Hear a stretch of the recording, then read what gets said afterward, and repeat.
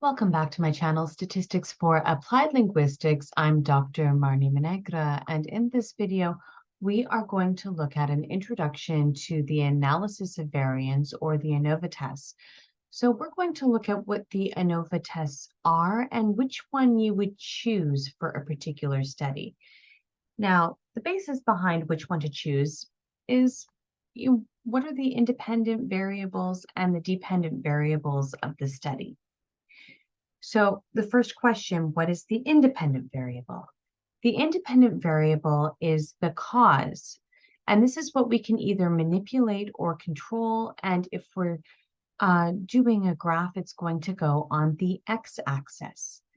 So here you can see in this graph, which I got from thoughtco.com, the time is the independent variable. We're looking at time for this particular study.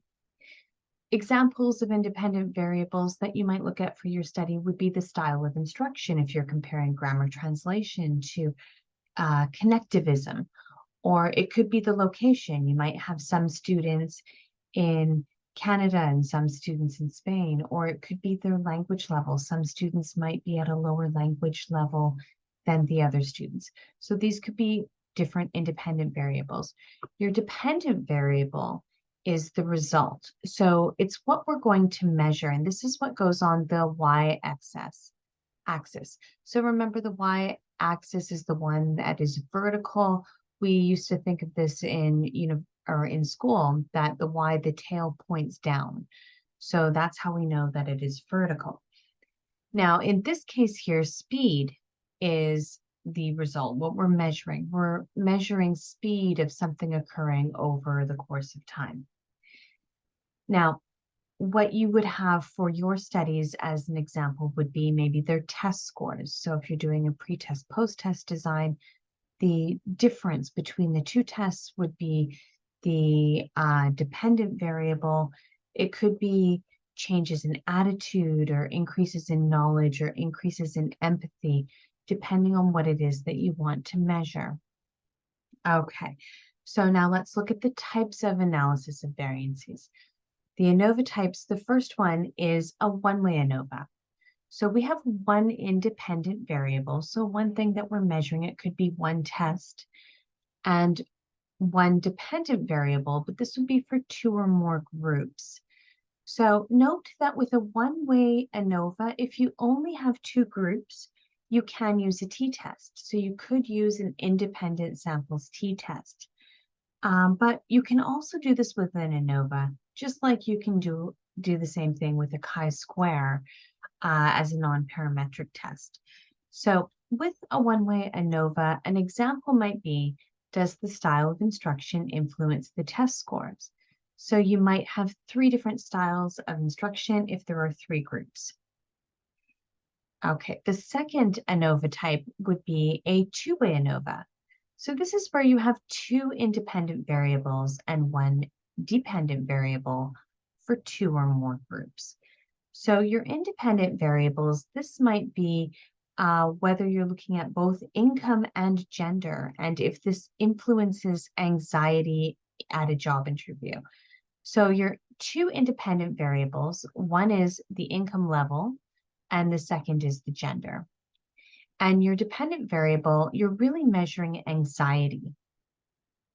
Another example might be if you're doing, say, a telecollaboration study and you've got students in France and students in Spain, you could be looking at location and first language and how that influences their overall performance in the study. So the performance would be your dependent variable. Now, you could have more than two groups with a two-way ANOVA.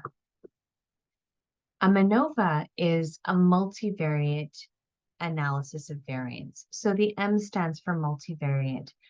An ANOVA, this is an ANOVA with several dependent variables, and it helps you to determine whether changes to the independent variable influences the dependent variables. So in this case, we're measuring the more than one thing. And as an example, you might have three different tests. And so you have two classes of students with three different language levels. You want to see how these students rate a task on three factors: enjoyability, usefulness, and difficulty. So the dependent variables would be how they rate enjoyability, how they rate usefulness, and how they rate difficulty. We are going to look at how to do each of these tests in JASP.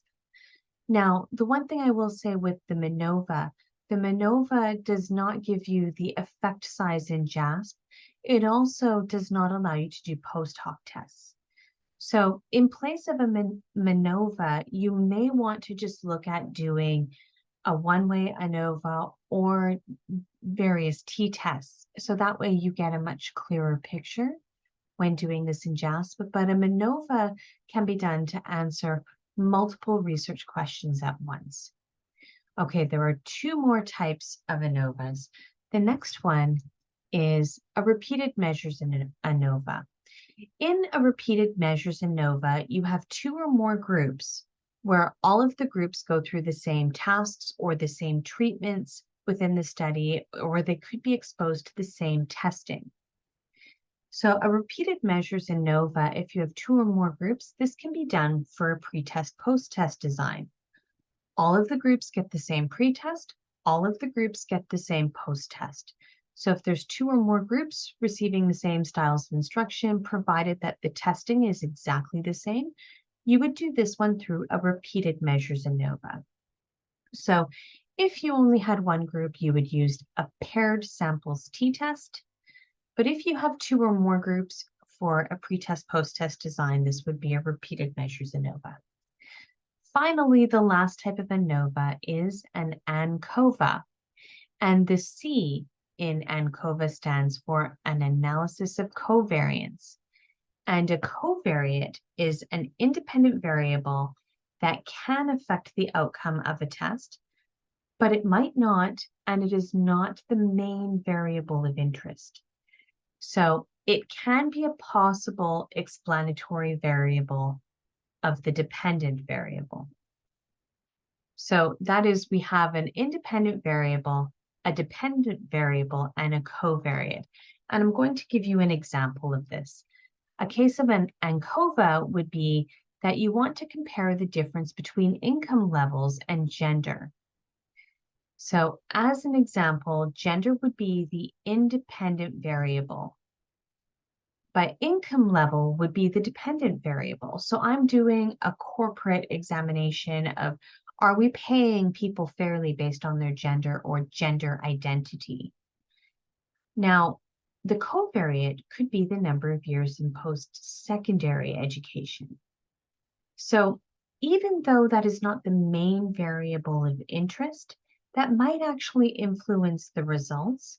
So we're going to include that into the ANCOVA, but it is not having two independent variables. The level of years in post-secondary education is a covariate in this case, and this is one you would use in ANCOVA. Now, I once had a student tell me that they used an ANCOVA in their analysis because they were told that this was the strongest type of ANOVA. That is not true. Each of the ANOVAs there's different reason for using each of these. So again, if we go back, a one-way ANOVA, one independent variable, one dependent variable with two or more groups. A two-way ANOVA, two independent variables with one dependent variable for two or more groups. MANOVA, multiple dependent variables, and you can have multiple independent variables at the same time. This can be replaced with multiple t-tests. The repeated measures ANOVA, two or more groups that go through the same treatments, where there's two or more types of treatments, like a pretest, post-test design. And in ANCOVA, you've got a covariate where it is behaving like an independent variable, but it is not a main variable of interest. So these are the 5 different types of ANOVAs. There are going to be different videos in JASP showing how to do each one. along with the effect size, which is the eta squared. And we will also look at doing post hoc tests for an ANOVA. So there will be another video explaining what the post hoc test is and what it means. Okay, thank you so much for watching this video, and I look forward to seeing you in the next video.